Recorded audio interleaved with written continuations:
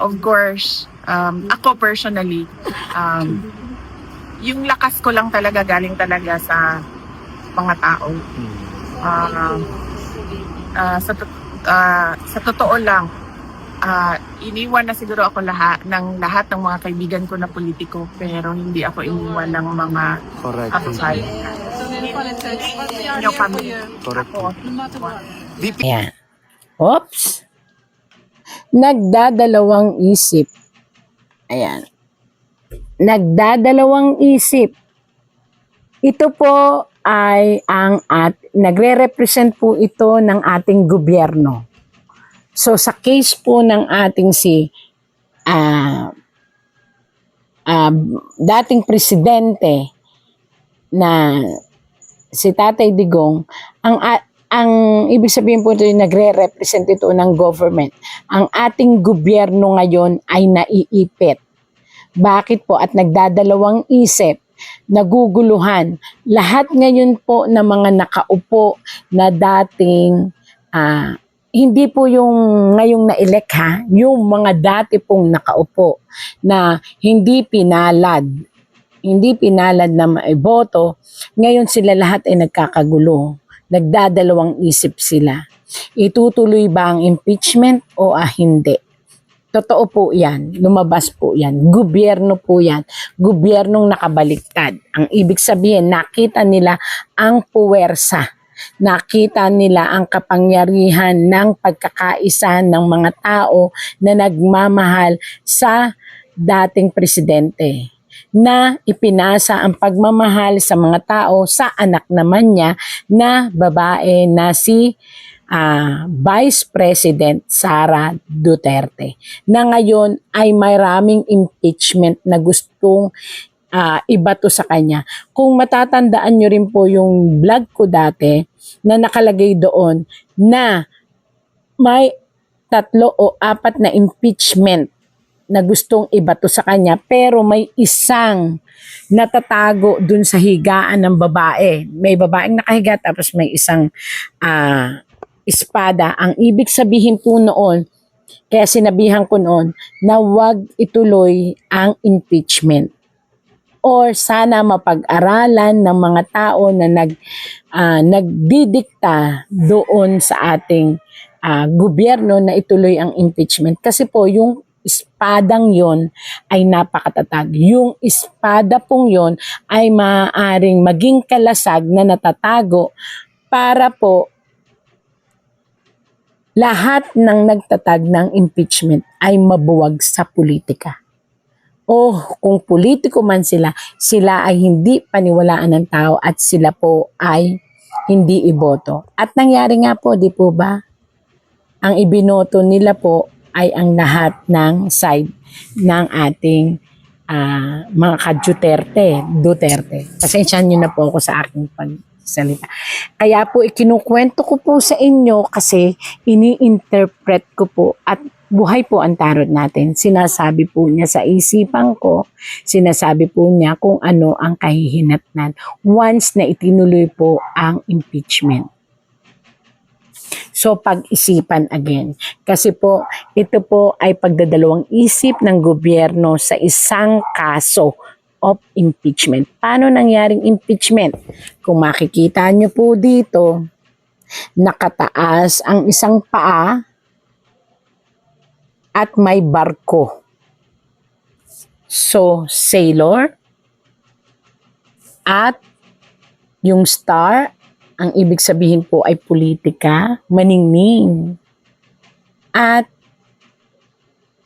ang ibig sabihin po noong juggle, nagdadalawang isip, ibig sabihin po noon ay magulong impeachment. So, para po sa naglatag ng impeachment, ito po, pakinggan nyo po ito. Kung ako po sa inyo, ihinto na ang impeachment. Yun po ay sabi ng tarot yun po ang sabi. Kasi may alas talaga ang mga Duterte. Wala po talagang bahid na anomalya kung hindi personalan na po ito ang nangyari. Kaya sana mapag-isipan po ito kasi malakas po ang mangyayari na kaguluhan oras na natuloy o itutuloy ang impeachment. Sinasabi ko lang po yan ha. Oh.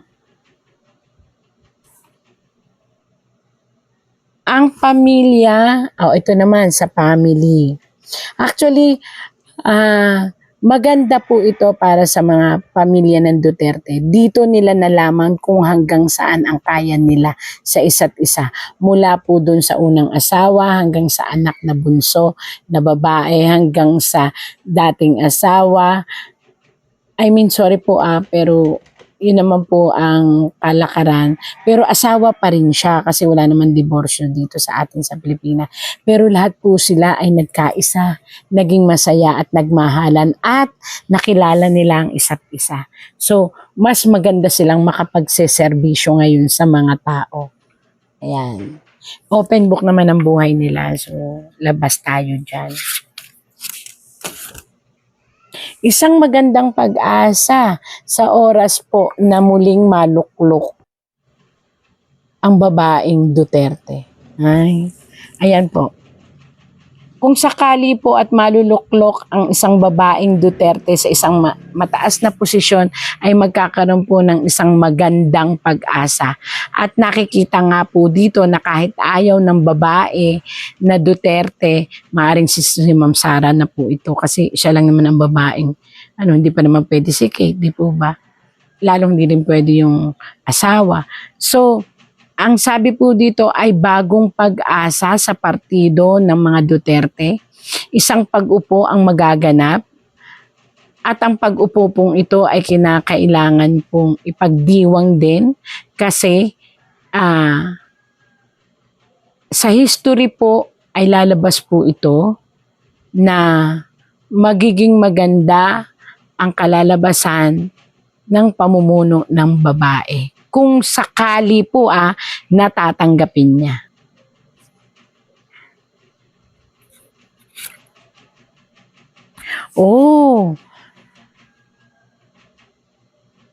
Isang anak ng ating presidente na nakaupo ngayon, dating presidente ang nakaupo ngayon, ang magpapakitang gilas pagdating sa politika ng Davao. Wow!